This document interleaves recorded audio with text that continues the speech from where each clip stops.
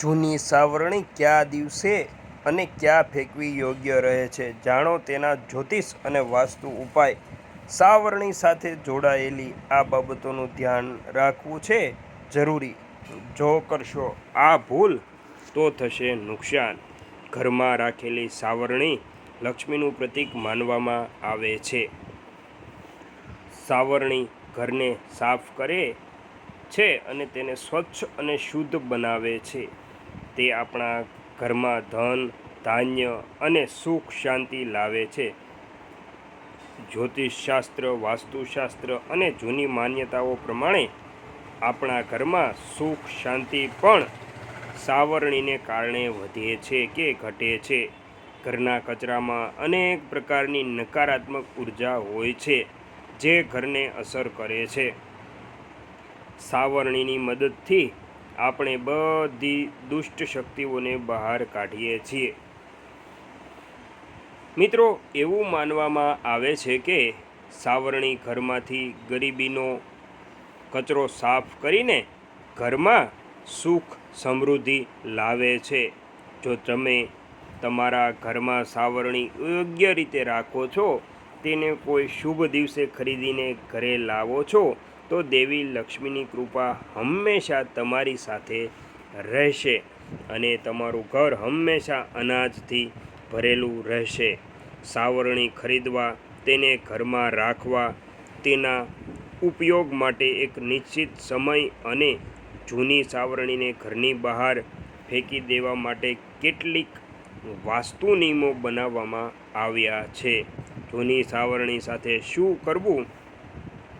વાસ્તુ અનુસાર જો સાવરણી તૂટી ગઈ હોય અથવા જૂની થઈ ગઈ હોય તો તેને ઘરમાંથી કાઢી નાખવી જોઈએ, કારણ કે તૂટેલી જૂની સાવરણી ઘરમાં નકારાત્મક ઉર્જા લાવે છે.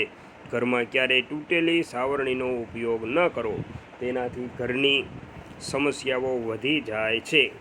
જૂની સાવરણી ક્યારે અને ક્યાં ફેંકવી?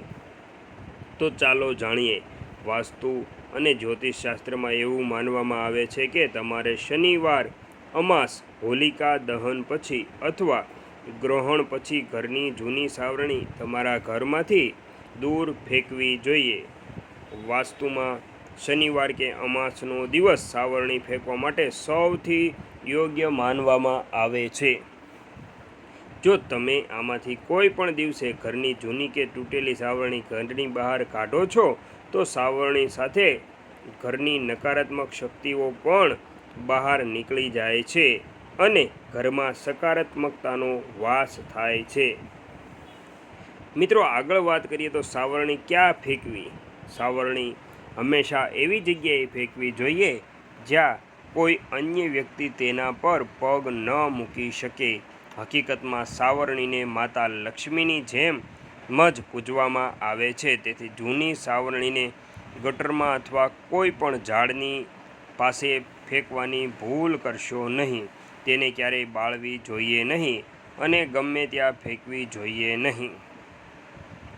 કયા દિવસે સાવરણી ન ફેંકવી? એકાદશી, ગુરુવાર કે શુક્રવારના દિવસે ઘરની બહાર ક્યારેય જૂની સાવરણી ન ફેંકવી.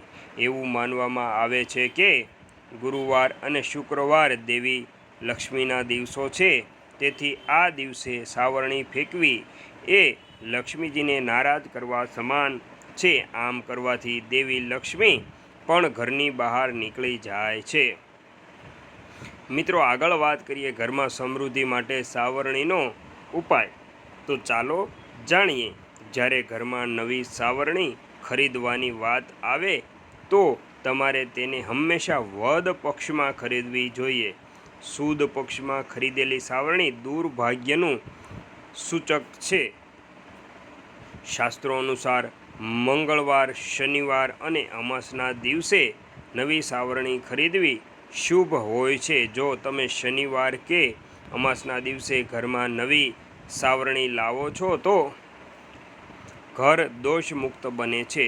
તેનાથી ઘરમાં સુખ સંપત્તિ આવે છે. એવું માનવામાં આવે છે કે જે લોકો શનિની સાડાસાતી અથવા શનિ દોષથી પીડિત છે, તેમણે શનિવારે ઘરમાં સાવરણી ન લાવવી જોઈએ. તમે મંગળવાર કે રવિવારે નવી સાવરણી ખરીદી શકો છો અને પછી શનિવારથી તેનો ઉપયોગ કરવાનું શરૂ કરી શકો છો.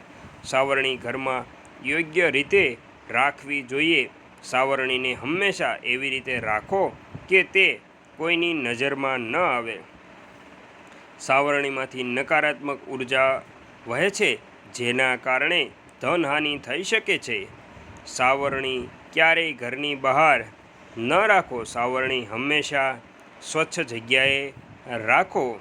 જો તમે જૂની સાવરણી ફેંકવા તેમજ નવી સાવરણી ખરીદવા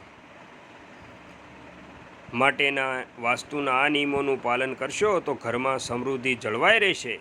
જો તમને આ લેખ ગમ્યો હોય તો આને શેર જરૂર કરજો અને ચેનલને સબસ્ક્રાઈબ કરજો અને કોમેન્ટમાં અવશ્ય હર હર મહાદેવ લખવાનું ભૂલતા નહીં. જય હિન્દ, જય ભારત, હર હર મહાદેવ.